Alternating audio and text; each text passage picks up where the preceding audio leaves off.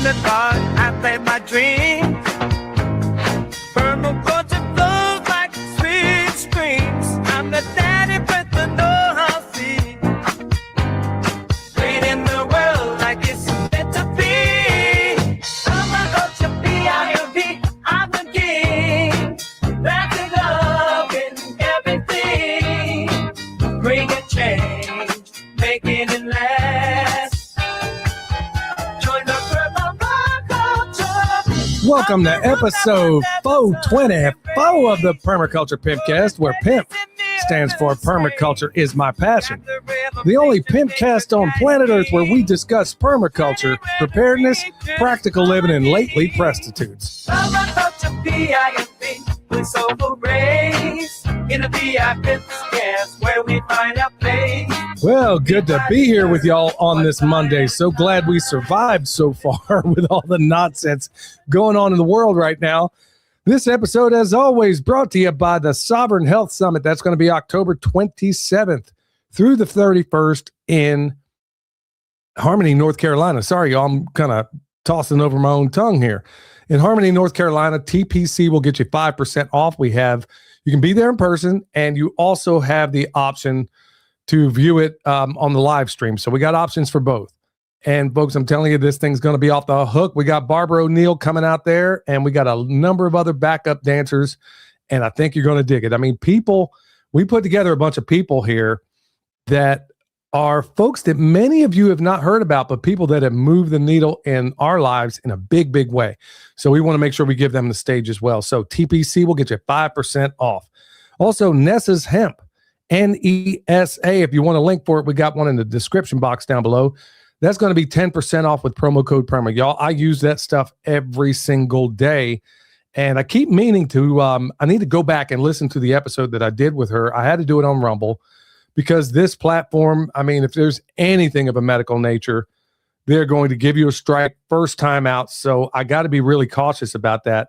So anyway, she dropped some really big bombs over there. I'm going to have her on, I think, monthly and talk about some of the developments that are going on there. So anyway, 10% off with promo code PERMA. And I want to give a shout out to everybody in the live house right now. If you would hit that thumbs up, tell everybody we're live so they know ahead, so they can go ahead and tell the algorithms don't pay attention, because I was just talking to William about that very thing. How you doing, son?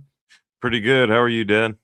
I'm good. Speaking of algorithms, I put out a front porch talk yesterday, and I was telling you, because I mean, you know more about this stuff clearly than I do.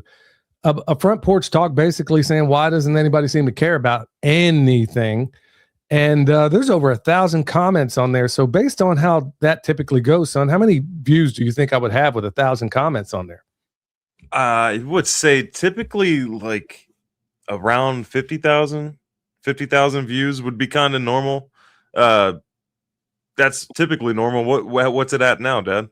15,000. So, yeah, so they do a pretty good job of making sure this information doesn't get out, because they can't have people, jumping up out of the matrix, actually asking some critical questions. So, hey, son, by the way, if there's anything that's going to be read in the chat, your mom's got this computer completely in blue light blocking. So, I mean, folks, You're going to have to write, if you got any questions, you're going to have to put them in very capital letters for me to see it. So, well, we do have one question so far. It's from CMint N8295. Making a couple compost piles with a good first cut spring grass, food scraps, and leaves. Is it okay to combine the piles after they shrink down but are not finished yet? 18-day. You can, I mean, after all the flips are done and everything, you can combine piles like as it's cooling down if you wanted to. But I tend to not do that. The only time I would ever combine piles is if I'm just lacking on volume on one particular pile. Like it's not quite 1 cubic yard, but typically I would just kind of keep them separate, because they're kind of in different. If you made one at, let's say, a month ago, and then you're making one right now, they're at different stages, and you could be kind of slowing things down if you do that. What do you think, Dad? Well, I've done it that way, but I agree with you. But what I tend to do is, if I have, like right now, I got 3 piles out there in the barn, and one of them, it's getting kind of small. So I will eventually turn that one into one of the other piles eventually. When I do a flip, I'll just go ahead and put them all in there. But typically, what I'm doing after I make extract or whatever, I take the leftovers from that extract and I put them into one of my developing piles. Homestead Twins in his house. Yeah, meant to give you guys a shout out the last time, man. Those guys are a riot, man. You got to be around them. So I'll just jump right into the farm news. So check this out. Well, here we are back, and it's still, strangely enough, still trying to get back into the swing of things after being in El Salvador. Not so much in the way that you might think. I mean, everything kind of falls back in the line. William did a great job looking after things.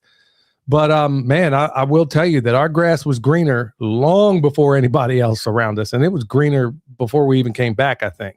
Oh, yeah. So that's one thing kicking off. We're getting pretty darn close to spring flush around here. Got plenty of moisture, and so I've had the sheep on a 3-day rotation, meaning they'll be in the paddock for 3 days, and then I'll move them. Remember, when it's growing slow, you move them slow. When it's growing fast, you move them fast. So now we're getting to that point where I could be on a 2-day rotation, but I got them in a place where they're up in the woods, and this is area that needs attention. So I'm going to leave them there a little bit longer and let them trample in some of the hay that they don't eat. So I am out there throwing hay because I want that carbon on the ground. So other things going on around here, the little baby sheep are, yeah, man, they're doing good. It cracks me up every evening. You can just get so entertained by watching them hop around. And that's all they do every evening, sometimes in the mornings, but mostly in the evening. When you have baby sheep, it's just so funny. They'll just play, and they literally play. They'll just hop around and stuff like that. So they're doing good.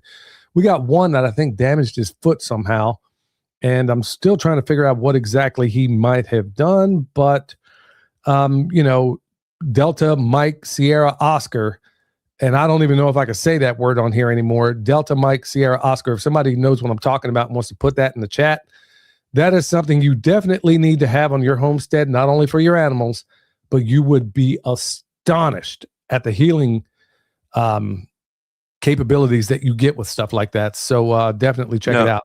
If you're talking about just animals, I think we're going to be fine saying it on YouTube because they do sell it at farm stores. Like, that's the intended use, is like for animals on the farm and everything. So I think if you focus on like using that product on your sheep, I don't think we're going to get in any trouble with that. But yeah, somebody commented it in the chat down below.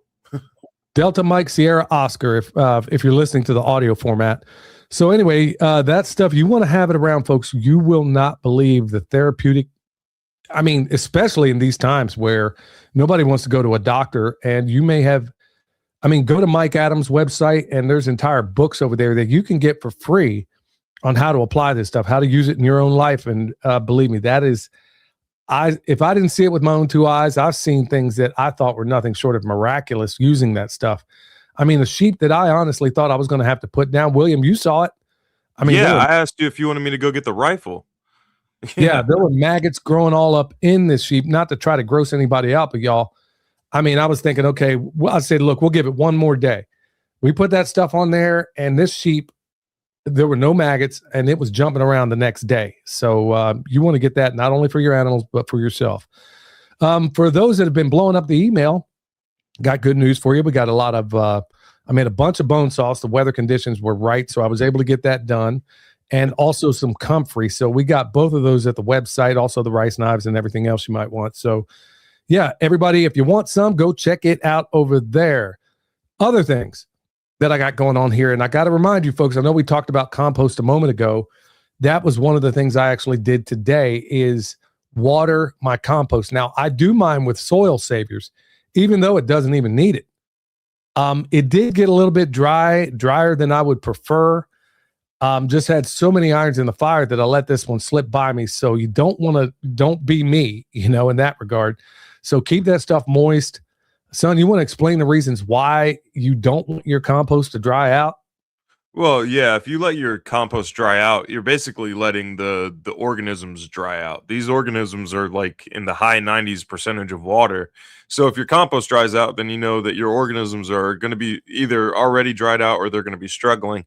Now, keep in mind, there's a big difference between like the outer crust of your pile drying out versus your entire pile drying out. So I did have somebody ask me recently if they needed to start over because the outside just crust of it dried out. And in that case, no, you don't need to restart or anything. You just rehydrate it, and the organisms will reinoculate, similar to your soils. So if you have super hot summers and you haven't had rain in a long time, that first like quarter to half inch, the microorganisms are going to kind of recede down into deeper parts of the soil where there's still moisture and cooler temperatures. Same thing is going to happen in your compost pile, but you still, as best as you can, don't let it dry out.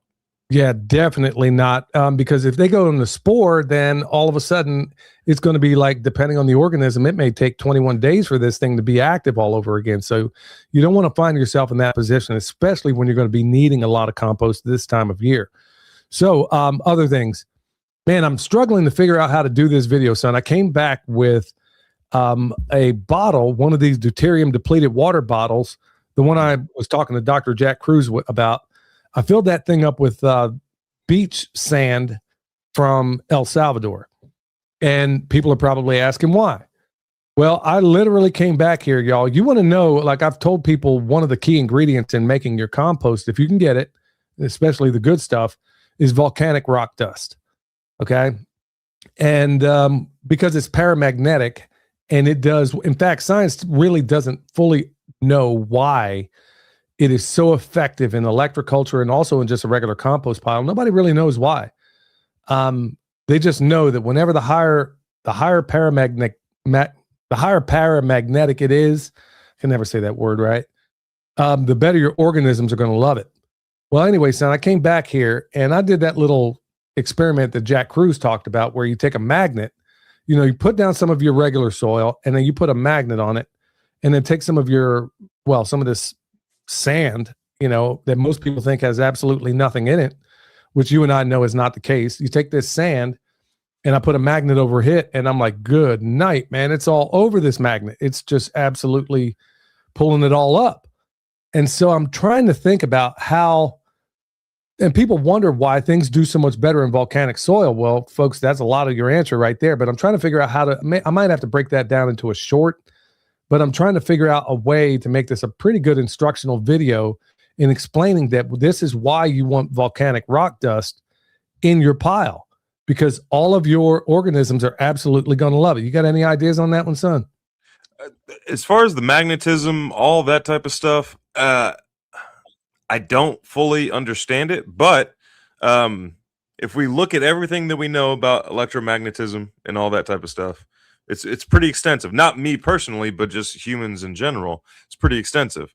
And then if you go over to the alternative, which is gravity, we don't know anything about it, but apparently that's what's keeping everybody, on Earth and staying put and all that type of stuff. Even though electromagnetism tends to fit the bill a little bit better. But as far as like how all that stuff works, I'm not entirely sure. I really don't know. Yeah, the jury's still out on that, but somebody also mentioned here. Now, I'm glad you brought this question up. I'm sorry, I can't read your name, but it says, I bought a bag of volcanic rock dust to add to my trees and garden. So here's what you want to do. So here's the experiment I did, and I think you can replicate it to find out whether or not you got good stuff. Now, take a really strong magnet, stick it on your regular soil, see if anything attracts to it. Now, go out there and take it and put it on your volcanic rock dust. It should, if it's legit, it should be going to that magnet. I know because I went out there and I did it, and to a much lesser degree, it was attracting to the magnet. The stuff I got from Dr. Will did the best, but none of it was in the ballpark of the soil that I brought back from El Salvador. So, I mean, yeah. So it, the really, really awesome paramagnetic stuff, it will deflect the compass needle on a compass when you get it close enough. I mean, that's how strong some of this stuff is. So, yeah. Anyway, try that little trick, and maybe before you buy it, because typically you buy this stuff. I mean, they may sell it in different ways. Mostly it comes in a 50-pound bag, but go out there with a magnet. And if it's not attracting to the magnet, then you might want to take that stuff back. So I would have let you know before, but this is stuff I've recently discovered myself. So I'm going to let everybody else know about it. What's going on? Oh, one more thing, son. Mm-hmm. Speaking about the therapeutic effects of El Salvador. Now, folks, it might interest you to know my wife wears reading glasses. Michelle wears reading glasses when we're here in North Carolina. She did point out when we were down there, in fact, that all of a sudden she didn't need her reading glasses. And this is one of the things Dr. Jack Cruz talked about, as far as, the therapeutic effects of not only the high magnetic nature of that volcanic soil, but also unobstructed sunlight that's not being bombed out by chemtrails every day. Well, while we were down there, remember, he talks about light, water, and magnetism. That's if you want to stay healed, that's what you got to employ, or release as much of those things as you possibly can, which, I never did get around to asking him, at least not to the extent that I wanted, but I wanted to ask him about, well, hey, is that the reason why they're blocking out the chemtrails? And I didn't quite ask it the way I wanted, so I didn't quite get the answer I wanted. But anyway, when we were down there, I think about a week and a half into it, Michelle's like, I don't need my reading glasses anymore. I'm like, really? Wow, that is absolutely incredible. So not only was I getting massive therapeutic effects, I mean, sprints up and down that beach, and I couldn't even wear myself out. Son, I'm serious. I could not wear myself out doing even sprints. It was like, you would sprint and you would think, if you push yourself as hard as you can, by the time you come to the end of it, you should feel winded, right? I didn't. And I'm like, okay, this is unbelievable. Well, your mom, her eyesight went back completely fine. Well, the other half of that, Dad, of the sprints is that you weren't sore the next day. No. That's even more shocking. Yeah, I wasn't sore, and I haven't done sprints in at least 2 or 3 years. So that was really something. And then, but as far as your mom, to kind of close that door, well, folks, it might interest you to know, here we are back in North Carolina. I guess it's been 2-3 weeks. Who's counting? And she's back to needing her reading glasses again. So what does that tell you? What does that tell you? I mean, it's not like we weren't working down there. I mean, we were still doing the same kind of work we normally do. It just goes to show you about the environment that the people, the powers that shouldn't be, have created in this country. She was completely healed down there, came back, and then now she's back to needing her reading glasses again. So Let me kick it on over to you, son. Well, real quick, you said who's counting? Mom's counting. I guarantee you that. Yeah, Mom's counting how long you guys have been back in North Carolina. But as far as here, y'all, this is probably one of the worst. Since I've been a little kid, this was probably one of the worst allergy seasons I've had in a very, very long time. Like, I'm waking up in the middle of the night and I'm just completely clogged, just leaking everywhere. And out of my face leaking.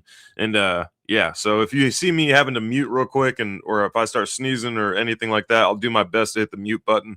But I don't know if anybody else's allergies are bothering me, but they're absolutely killing me right now. And then other than that, got the entire garden here at the house planted out and everything.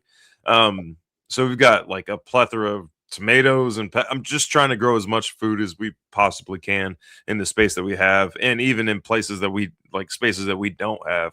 And then out of the demonstration site, got a bunch of food growing out there. I got to remind myself to leave space for sweet potatoes, because every time I go out, I'm picking up more plants, just more options. Like today, I picked up a what's called red ginger, or a shampoo plant, and it's like a plant that just produces shampoo. Once you have like the actual flowers start coming off, they look like a very gentle pine cone. You just grab that and you squeeze it, and you can either collect it or you can just kind of keep it in your hands, and then you can wash your hair with it and everything. But it's a pretty cool plant. My wife has been wanting that plant for quite some time now, but I finally found a place that was available, and pretty doggone big size too. So if you're looking for non centralized way to make shampoo, or find a good source for shampoo, grow some shampoo plants. They are they're hardy from zone 8 to like 10. So if that just means if you're in somewhere that's like a colder environment, you just got to bring it in during the winter, and then it does just fine as a household plant too. And it thrives in like shady conditions. So pretty awesome plant. If you have the shade, if you have the space, I would definitely try to grow some of that shampoo plant, because look at all the crap that they put in your shampoo. If atrazine makes the frogs gay, guess what that shampoo does? Yeah, it completely wrecks you. But look at all those different ingredients. and you realize like there's a bunch of hormone disruptors in there. There's just straight up toxins in there. So an alternative is just use that shampoo plant. Other than that, yeah, just trying to get things in the ground, get everything set up so we can like water passively and everything. And then I'm about to get into making a bunch of compost and put out a bunch of compost videos. Like a video I did the other day was like a bunch of compost ingredients that you typically interact with on a day-to-day basis that you could use for compost. Because one thing that I've noticed is a lot of people are pretty limited on what they think they can use for compost, especially if they're coming from more the traditional gardening route where they think it can only be like, leaves and grass clippings and it takes like 9 months to make and all that. So give them a bunch of options. This next video that I'm going to do is like all the materials you need before making your compost, not like the organic materials, but like a compost cage, a pitchfork, the buckets, things like that. And then after that, I'll start getting into basically doing a very, very exact recipe where if you follow this recipe, you will have guaranteed compost by the end of the whole cycle and everything. So yeah, just compost. And then also at the same time, having issues with Etsy. I keep getting emails asking about the Moringa and the Good King Henry seeds. Keep having issues with Etsy. As soon as I can get this figured out with Etsy, it'll be up. People on Patreon will know before the regular population will. And you can actually become a Patreon member for free. You just don't have access to all of the content. If you do want all the content, then you can get on for as little as $5 a month. But that's what's going on here. There was a question up here, Dad, if you wanted to. I'm on it. I see. Okay. Well, let me first say, for those that are on my Patreon, they made it nearly impossible for me to respond to people. Yep. I can put up videos and they're making it. I mean, I don't even know that you left a message. So I don't know how many people unsubscribed because they thought I was just not paying attention. No, I read and try to respond to everything if I can, but they don't let you. So, or at least not me. So that's one of the problems I'm having. So question is, azomite the same as volcanic rock dust? I really don't know. Nancy, sorry, I don't have a good answer for you there. Silver Sage says they watched a new Naked Gun movie with Liam Neeson and Pamela Anderson. They had many predictive programming, including the healthy effects of red light, and talked about increase in testosterone. Well, maybe they're talking about the decrease in testosterone because that seems to be the number one problem we have right now. A whole bunch of guys are rolling around here with some limp noodles, if you know what I'm talking about. All right. So, yeah, and then don't think it ain't coming from all the stuff we're talking about, the stuff that's dropping from the sky, the EMFs. Folks, I mean, the EMFs are doing a number on a whole lot of people out there. So, yeah, you got to try to do the best. I mean, I sent William this thing the other day about putting your phone in your pocket and what that does to you. Women put it in their bra. Please don't do that, ladies. I mean, what is that? A fanny pack. Yep, this is a fanny pack. If you go to Highland Tactical, you can get a pretty decent sized fanny pack that also has a spot for any kind of concealed carry that you would want to carry. I mean, it fits like even a Glock 19, which is considered a full size handgun. So, yeah, that's what I'm going to start. I'm going to set that thing up, and that's exactly what I'm going to start doing. Because there was an increased colon cancer, and it was like, it lined up perfectly. Like if you carried your phone on the right side, you're getting colon cancer on the right side. If you carry it on the left, it's getting colon cancer on the left. And it's not just a little increase. It's like a drastic increase in colon cancer. Well, son, I would also advise you to, as often as you can, put that thing in airplane mode. And even in airplane mode, folks, you're still getting text. So it's still broadcasting. It's still pinging from one time to the next. The next time I see you, bring that fanny pack with you, and we'll take a look at it with the, we'll check and see, because there's a whole lot of people that sell Faraday bags and they don't work. If you can get a phone call through that bag, it ain't working. There's a whole lot of people selling some junk out there, and that really burns me up when it comes to something like this and they're selling junk. All right, y'all, coming up soon, Mountain Readiness. William and I are going to be there. We're going to process a sheep and show you how to do it from start to finish. It's a method you can use no matter the animal. So you learn on a sheep, you can do it on anything. I mean, you could do it on a moose if you want it. Still the same principles. You're going to break it down exactly the same way. So we're going to take one of these no account sheep that I got down here. And I'm talking about the ones that need to go in the freezer anyway. And I don't know if we're going to eat the whole thing right there on the spot or what, but anyway, we're going to process him there. I don't know what T has in mind, but maybe we'll just go ahead and eat him too. I don't know. Usually when you get a ruminant animal like that, you want to let them set up for a while, unless you're going to put them in chili or something like that. You usually want them to. You're going to want to hang that sucker for at least, I like 21 days. I mean, you can go even further. But anyway, if we eat them on the spot, I ain't gonna pass it up. Anyway, that's going to be May 1st through the 3rd in Harmony, North Carolina. Remember, Mountain Readiness, the best homestead preparedness festival you've never heard about, many of you. And it's got the best lineup out there I think I've ever seen at any of these things. So yeah, go out there, support them, go check them out. You're going to be glad you did. Also, hold on, Dad. Hold on, before we move on, there's also a bunch of other awesome things that are going on at that festival. You can learn how to forge a knife if you want to. That's a class that's being taught there. You can learn how to track someone if you want to. That's a class that's being taught out there.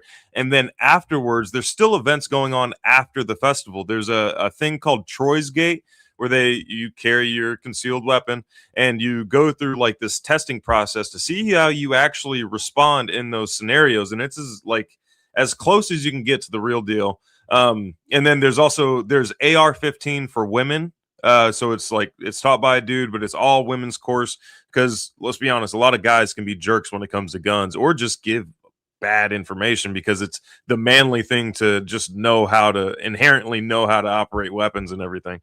But there's a combat pistol that's going to be that next Tuesday. There's a bunch of things out. It's a perfect combination of homesteading and preparedness. But as you were saying, Dad, sorry. Yeah. Well, also, I'm seeing some comments out here. Ginseng lowers colon cancer risks. That's what somebody's saying in the comment as well.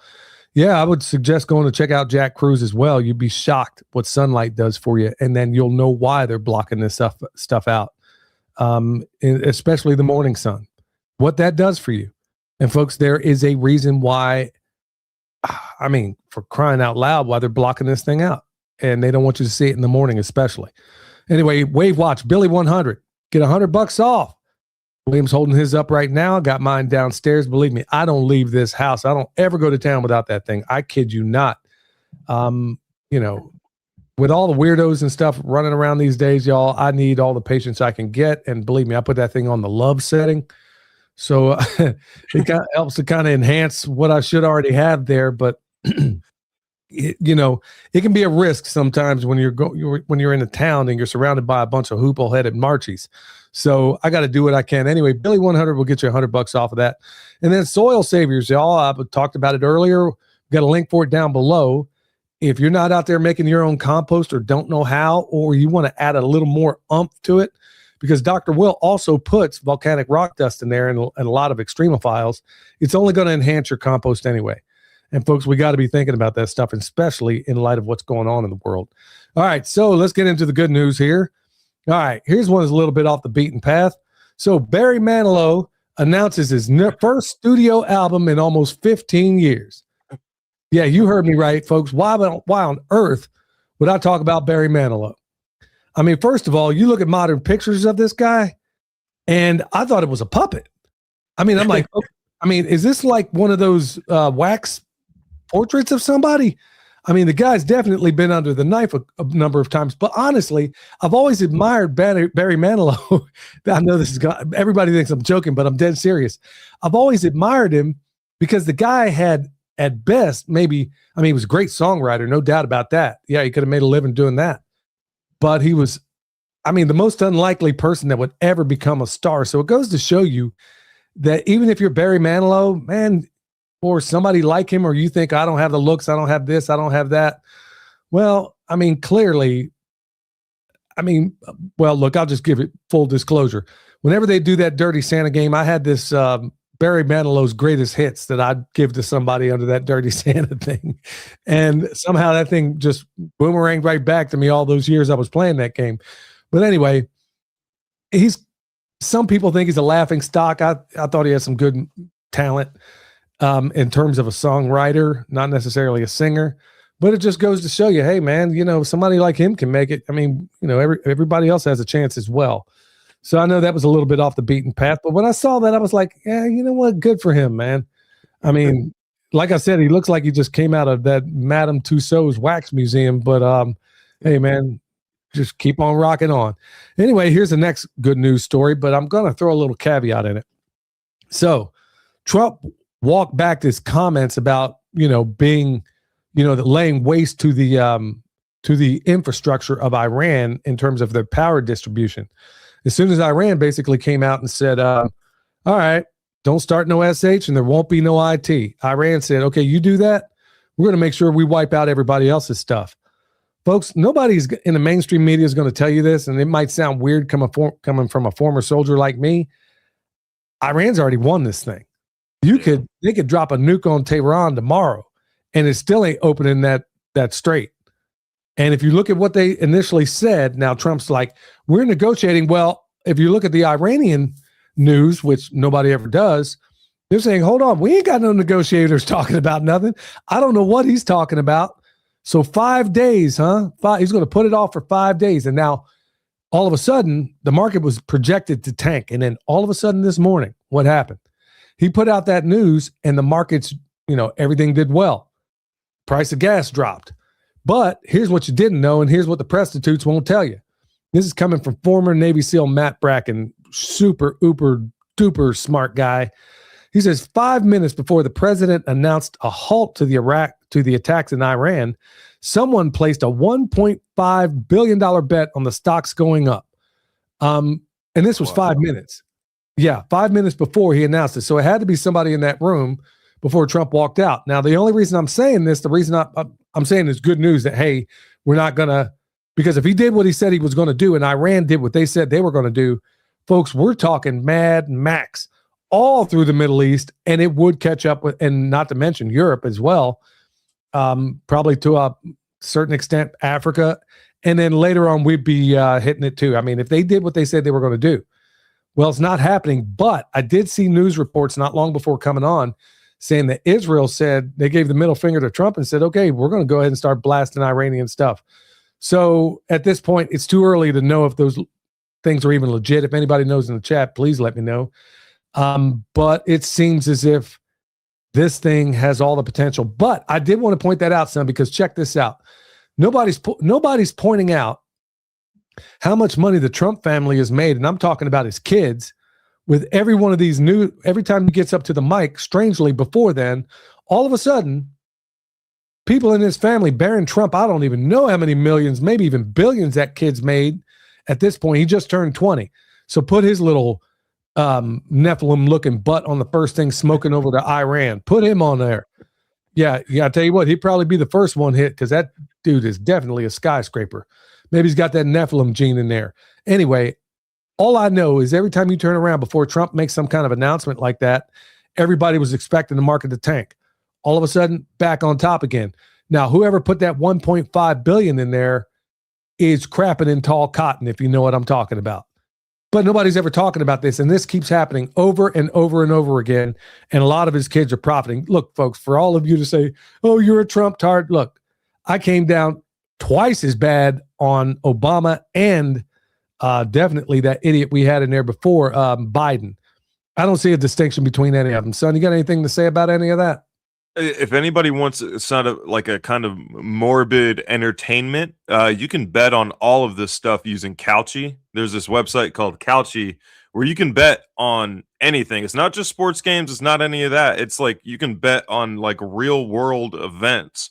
And you can make some money that way if you want to. If you're pretty good at predicting how these things are going to go down, you might want to check it out. Could be, I mean, the fiat currency is useless anyway. Also, right now is a really good time to buy silver if anybody's interested in that. Or no. Or what was that? Or not. It may go lower. Yeah.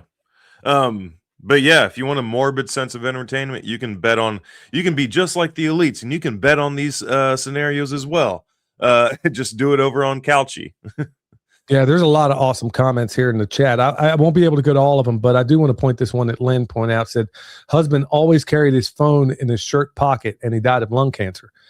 Folks, I'm telling you, there is a massive correlation to a lot of this stuff, and the powers that shouldn't be aren't telling you about it. Now, there are people like Dr. Group, Dr. Artis, Dr. Cruz. He's one of the biggest proponents out there because he's actually providing the science behind it. And how people like Robert O. Becker, who wrote The Body Electric, described all the way back in the 70s with the sanguine antenna up in, I want to say, Michigan, that the deleterious effects that this would have on health were unbelievable. So, folks, think about, I mean, you're just going to have to be more purposeful about what you're doing. I put this thing in airplane every single opportunity I can. And when I do use it, 99% of the time, I hope I'm grounded. I mean, I try to be grounded because that's at least protecting you a little bit. But honestly, put that thing in airplane mode, folks, and they're getting worse. In fact, France banned the latest iPhone for me for coming into France. They said, no, you're not selling that thing here until you do something about the radiation coming off this thing. So it's a big thing there. Everybody seems to have their stuff together except for us. All right. So last good news story here. Kitchen Warriors, everyday foods that can fight chronic inflammation. Okay, some of those foods, I'll just, because we're kind of running along here. Turmeric berries, because they have the anthocyanins, different color berries, of course. Well, I guess berries would be different colors. Leafy greens, sulforaphane, ginger, garlic, nuts, depending on where you get those nuts, y'all. And peanuts ain't typically a nut. Cacao, has the flavanols. I mean, those are some of the big things you can use out there. Eating fatty fish, flaxseed, walnuts, organic. Obviously, just because it says, you want to make sure your source on all this stuff is on point, folks. Can't stress that enough. All right. Well, ordinarily I go to my man Eric, but he is on assignment out of the country right now. So anyway, that brings me to my latest sponsor, which is, who am I going to pick today? Da, da, da, da. All right. How about EMP Shield? Haven't talked about those guys in a while. Okay. Perma will get you $50 off. I've been a journeyman electrician for over 30 years now. And folks, I'm here to tell you, they got the best thing on the market by far. Now, considering what's going on in the world, you might want to think you might ask yourself, is my home, is my car, is everything else EMP proof? Well, that's what they get you squared away with at EMP Shield. Perma will get you $50 off. All right, so we're going to jump right into this. I know we've done similar programs like this before, but we got so many new people coming in and out. I felt like we need to hit it again, but in a different kind of way. So we never did like a top 10 list of anything like that. And I don't share my list. Every time William and I do this, we never really share our list with one another. In fact, we don't at all. I just make a list of 10. He makes a list of 10. And if he covers one that I do, then I just don't cover that. So it always works out. So it also allows me to be able to pick my 5 best. Look, folks, I don't need to tell everybody. I mean, the people that have watched us for a while realize that we raise all of our animals for free, or we've shown you how to do it actually on YouTube.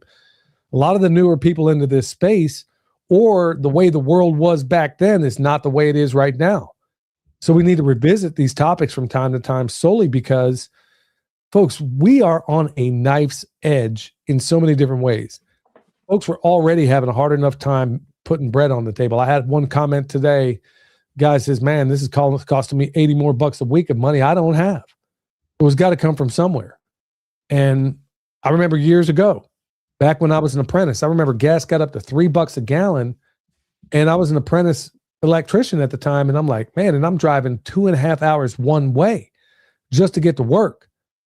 And we were like, okay, can we go to 4 10s? That'd be one less day to drive. So work basically 4 10-hour days. Now, most employers are reluctant to do that, especially when you live in the building trades industry, because they know that efficiency drops off at about 8 hours. So that's why they're reluctant to go to a 4-10 shift. And so it also demonstrated to us how little the contractor cared about us, because I'm like, okay, man, you're not losing any money on this, but all of us are having to drive 2.5 hours one way to get to work. I remember I was driving from Mustang to Ada, Oklahoma, and that is a long flipping drive, 2 hours one way for an 8 hour. So then it's going to get to the point, even back then, it was getting to the point where it doesn't even make sense to keep this job. So, we ended up doing some carpooling and stuff like that. And so we made it work. But now we're in a place where everything is through the roof right now. And if it gets any higher, it's going to get crazier. And William and I were talking beforehand. So many people say, well, I got my own chickens. Well, 9 out of 10 times, or maybe even 10 out of 10 times, how many people are raising chickens without buying feed? Yeah. Unless you're using our methods or something very close to it, you're spending money on feed. Okay. So let's just get down to brass tacks here. So right out of the gates, folks, I'm going to tell you the places that I know are nonstop. You can you can absolutely get all the feed you need for all the pigs and chickens you ever want. And maybe even for yourself if things get that bad. But right off the bat, my number one pick right out of the gates is Chipotle. Why Chipotle? Number one, I hit them up and I had the general manager around here willing to work with me. I mean, one visit from a Chipotle alone is enough to feed 100 birds and 6 full-grown pigs at the time. Just one visit, maybe 2 per week. Small price to pay for that much food. And I'm talking, look, Chipotle doesn't use GMO stuff. So that's why that was my number one choice. Now, you're going to have to talk to them, and then you might even hear the word no. But guess what? They got flip-top dumpsters back there. So you think I'm taking no for an answer?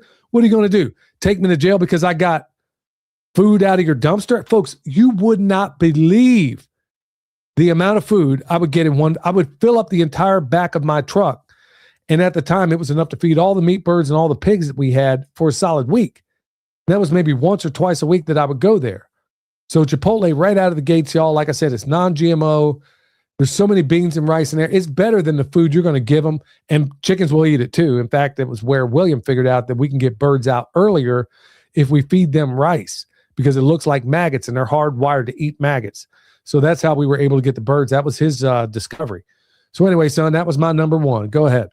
So on the maggot topic, this is my number one is like if you have chickens specifically, you can set up a bug zapper. So if you set up a bug zapper right outside your chicken coop every night, they're going to get a whole ton, especially if you live around here, they're going to get a ton of bugs that just drop right there underneath the bug zapper.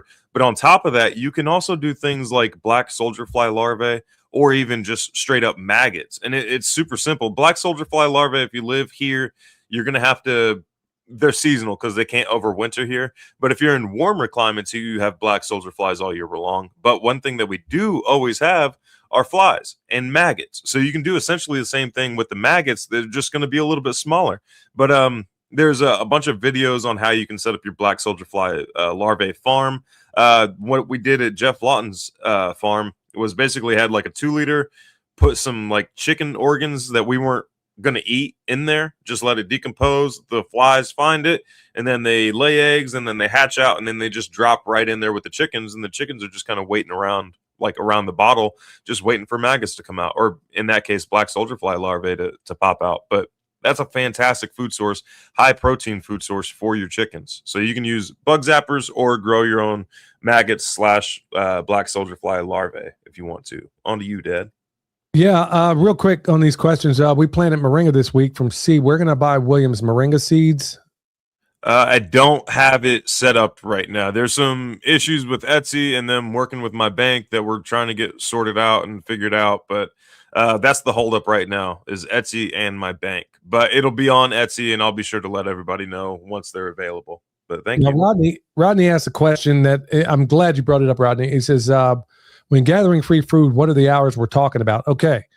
Glad you asked that question. Whenever you approach a restaurant or anything like it, definitely hit them up on a weekdays between the hours of 2 p.m. and 4 p.m. It's going to be the time of week. It's going to be preferably on a Monday or Tuesday because that's when they're going to be least busy. That's when you want to try to approach these folks. If you go hit them at lunch rush, folks, their brains are not even wired to do that. So yeah, that's where you're going to have to make your pitch. In fact, I really need to do an entire webinar on the do's and don'ts. And by the way, folks, when you're approaching somebody, never, ever, ever tell them you're going to feed it to your animals. Or I guarantee the answer will be no right out of the gates. You're not lying. You tell them, look, I'm going to make the world's best compost out of it. In fact, I even got a shirt from Jack Spirko. He made it for me. It's called Carbon Capture Compost. Okay. I don't own the company. The company doesn't even exist, but they don't know that. I go in there and, talk to these folks, say, look, man, I'm turning this. And that's exactly what I'm doing. I'm turning it all into compost. So yeah, good question there. I'll try to get a couple more of these as they're relevant.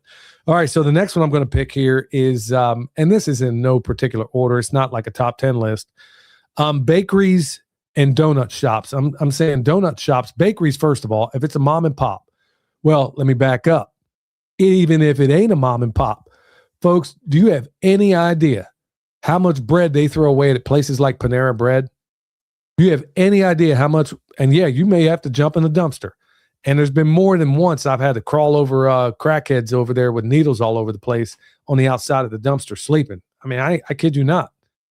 Folks, do you have any idea how many animals I've fed just from Panera alone, even though that's not my favorite place to go to? But I've filled up the entire back of my truck on more than one time on just one visit to a Panera. It got so bad with the bums in Asheville that they started locking the dumpster. But hey, man, you think I won't go over? Look, if you take me to jail for getting food out of a dumpster, man, just send my mail to the county jail if it's come to that.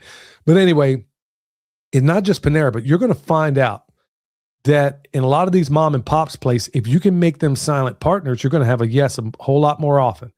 So there's a whole lot of mom and pop kind of bakeries around here. And it's gotten to the point where I don't even solicit them anymore because I got more than I could use. One bakery alone in West Asheville, that bakery alone was enough to handle all the chickens you may have. I mean, you could easily feed, 30 to 50 chickens per week just out of that place alone. That's just one place. So what you want to do is you can't be greedy. From time to time, you're going to want to bring them some of the bounty from your farm. You want to let them know why they're going. The tiny, it's a little bit of effort, but it means all the difference in the world when you're a business owner. So they got their separate little thing over there, and it's just for me. You want them to feel good about doing it. So every once in a while, you bring them in some eggs. What else do you grow there? Oh, hey, you know what? I brought a whole 5-gallon bucket full of peaches. They can put that in their salad, and they can put it on the menu because they make a new menu every week. What else? Blueberries, tons of those. Strawberries, when we had them, brought those in. Honey. Oh, good night, man. They fall over themselves over this honey. So you want to make, if it's a mom and pop establishment, it's not just what you don't want it to be a zero-sum game. You want it to be a mutualistic relationship. So you're going to want to bring them stuff from time to time. And then if there's things that other things, let's say you don't have anything to bring, make sure you clean up around their place. Spend 5 minutes. Yeah. 5 minutes. Just pick up the trash. And then definitely get the stuff out front. You want them to see you doing it. You want to be a blessing to them. And then also, the reason I'm not concerned about some of this stuff is, folks, I make myself a blessing in ways when I can sit there and save them $70,000 in electrical work that they didn't have to pay for. You think I'm at the top of their list? So be a blessing to them. All right, so let me kick it on over to you. So this is going to work for like chickens specifically, but the compost that you can make with the scraps. And I first should say, feed your chickens everything but chicken. If it's not chicken, give it to them, because even if they don't eat it, it's going to get turned into compost, and that's going to be beneficial. But in the process of making the compost, like if you're doing the chicken tractor on steroids, the food scraps that you give them plus the biology within the compost is a complete diet for them. So it's one thing to do just the food scraps. That works. And depending on your setup, that might be the best way to go, is just do the food scraps, like if you have them following your ruminants and everything. But if you're doing the chicken tractor on steroids, or if you have the opportunity to switch over to the chicken tractor on steroids, which can be stationary or mobile, then you can make a very, very complete diet for the chickens with the combination of the food scraps, providing like carbs and some fat, plus the protein coming from the compost piles in the form of like legitimate just biology, the microbes that are living within the compost. And you'll notice if you're doing the chicken tractor on steroids, week 2 and 3 are going to be their favorite compost piles because they're the most biologically active piles. They will run past the food scraps that you give them to go to those compost piles and start breaking those down because they have the most amount of microbes in there. Yeah, so the compost. And then the cool thing about, going the compost route is that I haven't visited a farm once that wasn't in need of compost. Every farm typically is going to need compost, unless you've just been at this for a while and you got everything inoculated. Everybody's going to benefit from having and making their own compost. So yeah, compost is another way to feed specifically chickens. That's not going to work very well on your pigs. Yeah, Rodney also said one of our daughters worked at Panera Bread at 2 a.m. They bag everything and leave it out there for the food pantries. Yeah. See, that's one of the things they do. But check this out. Some of these mom and pop bakeries, no matter what, they're always going to have things that they don't even want to give to the homeless shelters. Even if it looks off, they won't give it to them. So they'll put it in the dumpster because they don't want the reputation, you're always going to have something that doesn't look right. The reputation of giving just the nasty stuff to the homeless shelters will get out there. So they tend not to do that. So it's the stuff they're throwing away is the things that are a little more unsightly. And it could be everything from cinnamon rolls to bread, you name it. So I found it all throughout there. But like one of the bakeries, one of the bakeries I work with, they don't even give it. And the reason why is because they're like, if it's off, we don't want them thinking for a minute that, hey, they're bums. That they can eat our scraps. We don't even give it to them. So that's part of the mindset in there. So next one I got here, and this is a big one here, folks, colleges and elementary schools. Why? Okay, I told this story a while back, but there's probably a number of others that haven't heard it. So I'll try to do it quickly. University of Asheville, North Carolina, was wanting somebody to come get their food scraps. And so I called up the lady that was running the program. Michelle had discovered this. I call up and she says, I tell her what I do. I tell her how I make all this stuff in the compost. And she says, okay, sounds like you're the one we need to talk to. And she says, is $1,000 a month enough? And I'm like, what, me paying you? She's like, no, what we would pay you to come get it. And I was speechless on the other side of the phone because I was like, what? She must have thought this guy, he must be really, really challenged because I didn't even know how to process it. I'm like, hold on, and then finally I managed to say, well, I might be able to make that work. She says, that's just for now. We might be able to find more money. And I said, how much are we talking about? She says like 600 pounds a day of organic scraps, food scraps, because these highfalutin nouveau almondine thin crust bottled water deep fried city food kids, they don't eat that garbage we used to have anymore. They want some of this foo stick your pinky up kind of stuff. And they said they would separate it and do the whole 9 yards. And I'm like, 600 pounds a day? Okay. And then so I had to kind of go back to them and say, at the time, I just wasn't geared up for that. But think about it, folks. If you could score a deal like that, you think you might be able to sell some to your other farmer buddies out there that might want it, sell it to them at a major discount, and plus you're making money on the side. So those opportunities exist. And the reason why I say elementary school, go to every elementary school, open up the side of the dumpster. What are you going to see? You're going to see milk plumb up to the doors because they can't reserve it after the kids don't drink it. So they throw that out there. You know what? Your omnivores will drink that and eat it. So you could easily go up to that school and say, look, instead of throwing this away, let me do something. And then if they give you any lip over it, go to the school board and tell them, look, here are the pictures I took of all this money you're throwing away at the taxpayer. I got a way to recycle this and make soil out of it at a time where we ain't got nothing coming across the Pacific or Atlantic right now. And then all of a sudden they're going to be singing a different tune. So anyway, that's why I say colleges, folks, they will work with you. Everybody wants to appear like they're green these days, and you can make that work in your favor. Go ahead, son. So if you go to church, typically on either Wednesdays or Sundays, if it's a smaller church, typically have some sort of potluck going on. And there's typically a couple of people who always bring food that nobody's going to touch. See if you can take the leftovers from some of those potlucks, like the ones that have been like completely skipped over, or some of the scraps or food waste and everything like that. See if you can get the leftovers from the potluck and bring it back to your animals if you wanted to.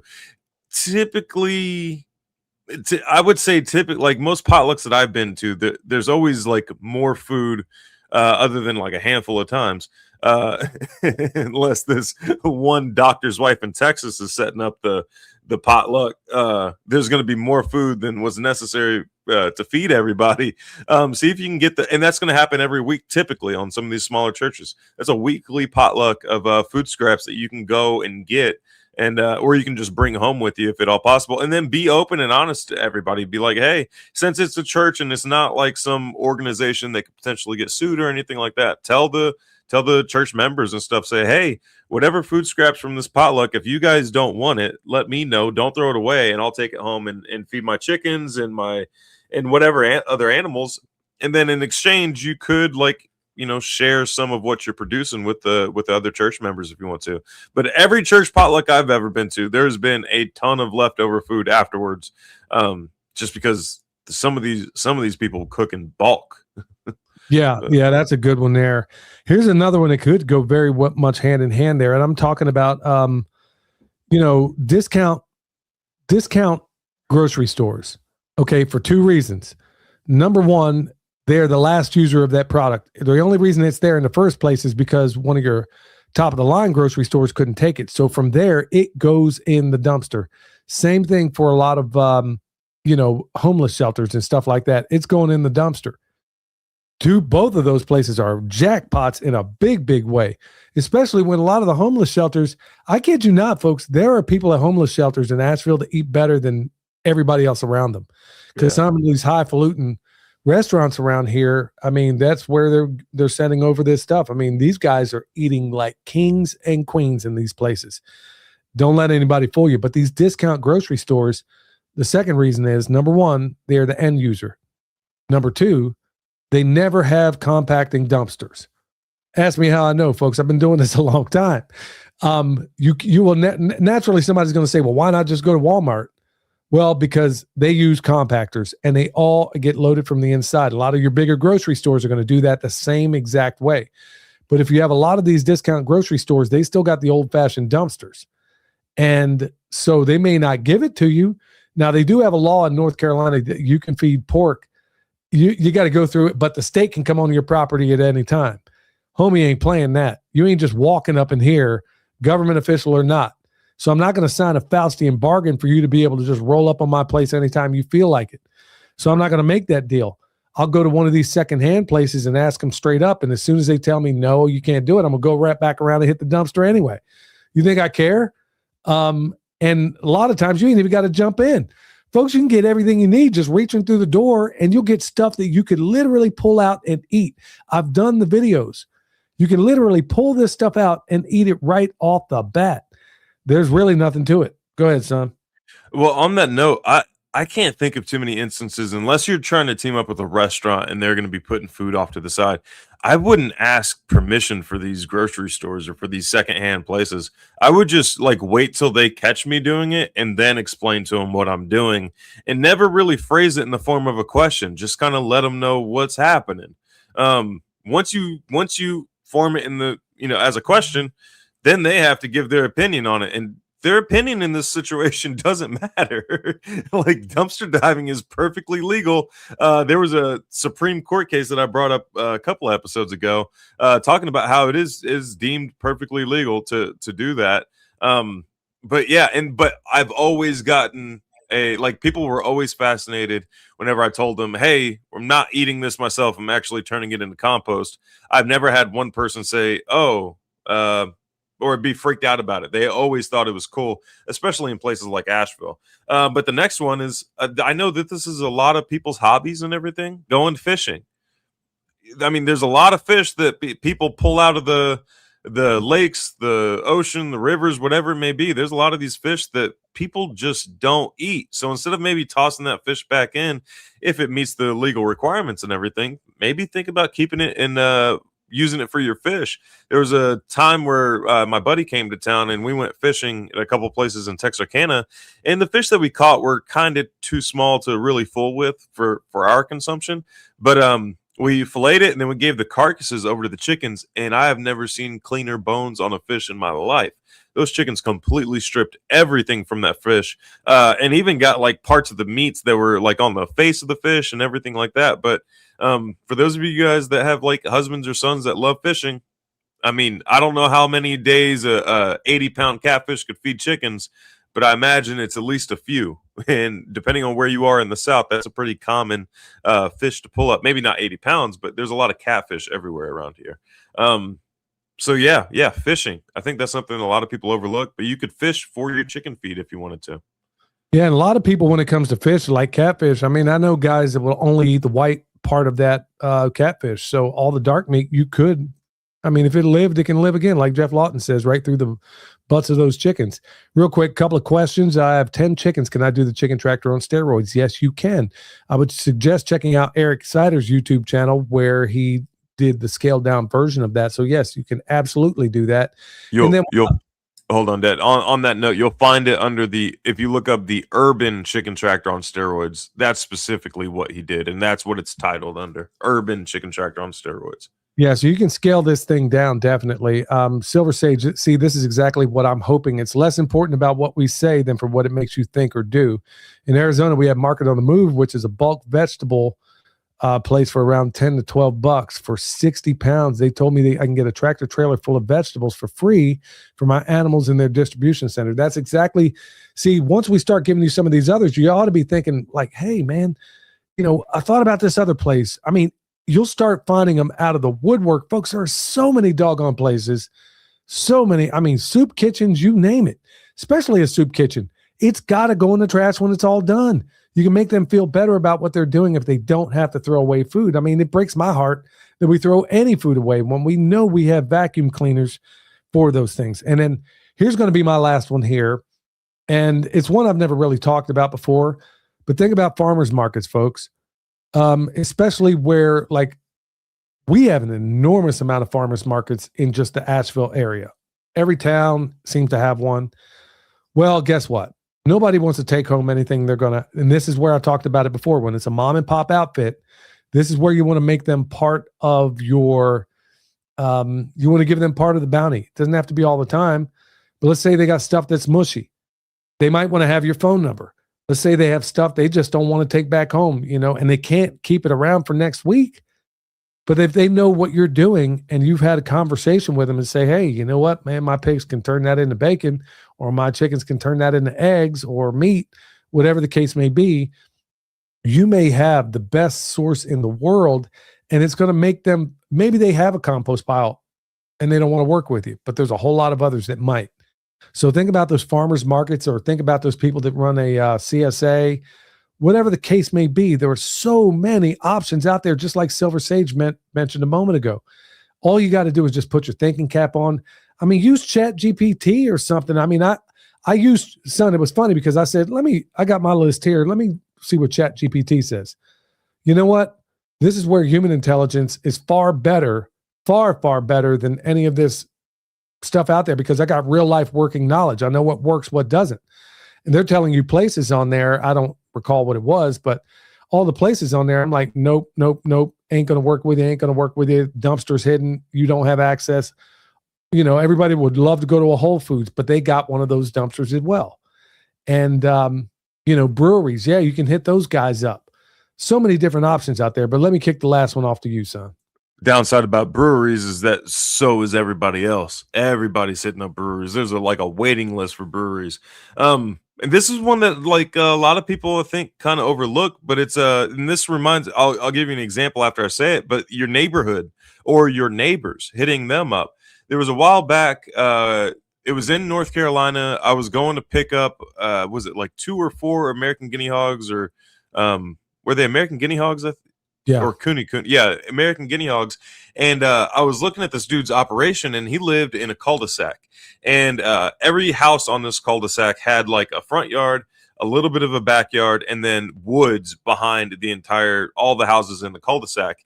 And he kind of teamed up with the little cul-de-sac, and he just asked if he could set up some permanent pig fencing through the woods, and then rotate the pigs through the entire cul-de-sac. Even people who wanted nothing to do with the pigs, he was able to rotate them through the entire cul-de-sac, and people would go out there and throw food scraps to the pigs. A cool thing about American guinea hogs is if you rotate them through woods, you don't necessarily have to feed them. They will fatten up eventually on their own. But yeah, he teamed up with his neighborhood to raise these pigs for a very, very low price. And then the kids in the neighborhood were also super fascinated with these pigs and then everything else this guy had going on, because he had a bunch of animals. And then another cool thing about American guinea hogs is that they're very good with kids and everything. You don't have to worry about them getting eaten or anything like that. But yeah, he teamed up with his neighborhood to raise these pigs for outside the cost of purchasing the pig itself. It was generally free. And he told everybody, is like, hey, feed them whatever food scraps you have other than pork, and then they'll be fine. And everybody thought it was it was kind of a fun little thing the entire cul-de-sac could team up on. And then at the end, he kind of shared the profits with everybody, not the monetary profits, but the food that he produced from those pigs. He just shared it with everybody. You could do the same thing and just run through your neighborhood and say, hey, if you start collecting your food scraps for me put it in a bucket, then I'll share some of these eggs with you, or I'll share some of the meat that's produced for you with you and everything. But we live in a time now where like not a whole lot of people know who their neighbor is. Sadly, I know who my neighbor is on one side, and then thankfully I know who my other neighbor is behind me and everything. But yeah, team up with the neighborhood, create a community, create a smaller community. Most people's communities are not immediately around them anymore. It's typically going to be virtual, but yeah, try to reconnect that community. And then here's some other comments out there. I mean, it's really helpful when I see this. Like Martha said, beauty parlors for hair, small town coffee shops for grounds. I mean, that's compost material right there, y'all. I mean, we're talking about how you feed animals, but honestly, you can be feeding them from the compost. Remember, that's how you're raising your chickens. And don't think that hair doesn't make a really good compost material, because it really, really does in so many different ways. Yeah. Coffee grounds, man, you need nitrogen to kick that thing going. Okay, that's another good one right there. So many different. And folks, I'd be remiss if I didn't leave you with my honorable mention. One of my favorites, actually, believe it or not, is orchards. Orchards. Check this out. Not North Carolina, it's everywhere. Well, I'll tell you from personal experience right here in North Carolina, there's a whole lot of apple orchards in Hendersonville. Once those apples hit the ground, they cannot legally sell them. Okay. I guess they got to become deer apples. They got to become whatever, but you go out there during apple season, folks, apples everywhere. I could literally fill up my truck probably 50 times and still not make a dent in that entire orchard out there. Well, what do you think I can do with all those apples? Number one, I mean, ain't no shame in my game. If they're good, I'll eat them. I don't care if they hit the ground or not. I mean, if they're slightly blemished, who cares, man? I can do something with that. Not only will I eat them, but like William said, man, you're gonna the old-timey way of processing pigs anyway would be in the fall. Well, when are your apples coming around? In the fall. So you could be finishing your pork on apples, or maybe it's sweet potatoes, whatever the case may be in your location there. But I'm talking about a tree crop, specifically apples. You could be out there filling it up, and absolutely, yeah, you'd want to balance their diet out a little bit more. But if they're getting fattened on apples, why not? The pigs will absolutely, and even your chickens, you'll have to mash it up for them, but they'll eat them too. Ask me how I know. So there are so many different ways of going about this, folks. There are so many options out there. Look, we are at a time where the balance of what's going on in this world seems like it's on a knife's edge. And I'm not so convinced at this point that this isn't all orchestrated. I mean, it really, I got reason for saying that. Maybe I'll bring it up next week.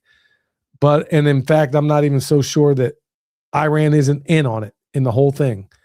Because right now, if their populations are correct, maybe they want to thin the herd a little bit, and they got to create this. Whatever the case may be, at the end of the day, it's kind of hard to starve out a person that has about 50 different ways in which he can feed his animals and his family. You dig what I'm saying? And I'm saying him, but I'm meaning everybody, man, woman, it doesn't matter. We're going to have to be thinking creatively, folks, in a big, big way. Son, anything else to add? There's a lot that we did not include on the list that, like the only limitation is really what you can think of or what your imagination is. Especially with the orchards, each region is going to have their own version of it. If you're out in the arid West, somebody just mentioned mesquite. Mesquite is a good option. I don't know how well lemons or oranges would do depending on where you are, but there's peach groves, there's apple orchards, there's all kinds of options. No matter where you are, there is some sort of solution. If you got animals living like in the natural ecosystem, there's some way to feed your own animals for free around there. So yeah, I guarantee it. If it can be done in a little small town Texas, folks, I mean, barely a gas station. If it can be done there, if we can do it in these kinds of places, it can be done anywhere. So you have no excuse. All right, y'all. I want to thank everybody for checking us out today. It's crazy world, but hopefully we're providing some solutions. Till next time, stay alert. Stay alive. The knowledge rings with roots that run deep. Wisdom from Saul and burn across your dreams. Let the ideas unfold. I'm grooving with the truth. Feeling nature's good. Who's got the answers? All we need to do. Listen to the earth, they got us through. Let's see the change. Watch the world spin. From the smallest sprout to harmony begin in the cycle of life. For the magic's alive,